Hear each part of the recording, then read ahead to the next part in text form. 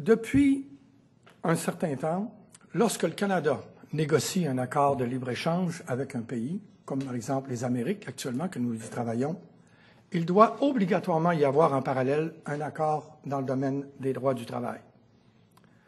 C'est majeur ce que je mentionne là. Il n'y a pas d'accord de libre-échange avec un pays sans qu'en parallèle il y ait un accord dans le domaine des droits du travailleur. Quelle a été la décision de notre premier ministre récemment? C'est d'essayer de négocier des nouveaux accords de libre-échange avec, entre autres, les pays andins, entre autres avec le Pérou et avec la Colombie.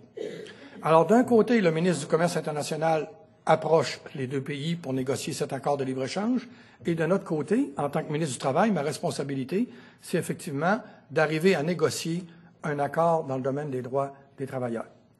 Alors, en novembre dernier, j'ai commencé par me rendre aux États-Unis pour aller parler avec ma collègue, Mme Chow, pour lui dire, au niveau de l'ALENA, Canada, Mexique, États-Unis, on est supposé de se rencontrer, règle générale, à toutes les années, pour discuter, lorsqu'il y a des plaintes entre l'un ou l'autre des pays, pour discuter de ces plaintes.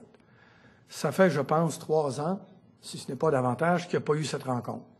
Elle va avoir lieu prochainement entre nos 2 pays, entre nos 3 pays, devrais-je dire, pour justement parler de ces plaintes.